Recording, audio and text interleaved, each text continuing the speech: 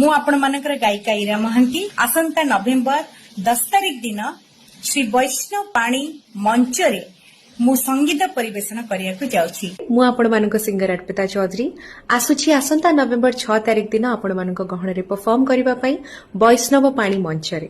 Singer अंतरा चक्रवर्ती तकर ऐतिहासिक बालीजात्रा रे मु परफॉर्म करबा को जाउछु मोर एंटायर बैंड सहित एई नवेम्बर 9 तारिख दिन बालीजात्रा मंच रे देखाबा अपमान को सहित अक्षय महांती सांस्कृतिक मंच रे मु उपस्थित रहिबी।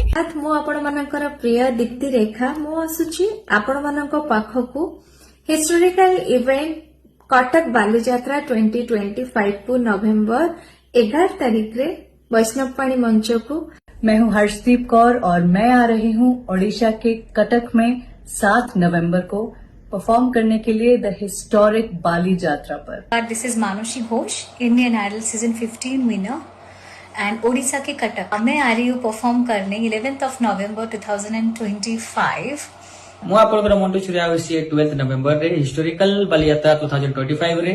ତ ଆପଣମାନେ ସମସ୍ତେ ରେଡି ଥାନ୍ତୁ ମୋ ସହିତ ନାଚିବା ପାଇଁ, ଗାଇବା ପାଇଁ, ବହୁତ ସାରା ମଜା କରିବା ପାଇଁ।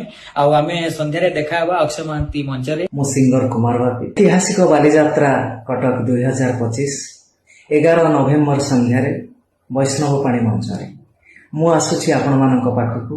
हेलो एवरीवन, मु सिंगर स्वयं प्रकाश पाड़ी मु आसे पे जाउची आसंता नवंबर 8 तारिख दिन कटक रो बालीजात्रा रे परफॉर्म करिया पाई।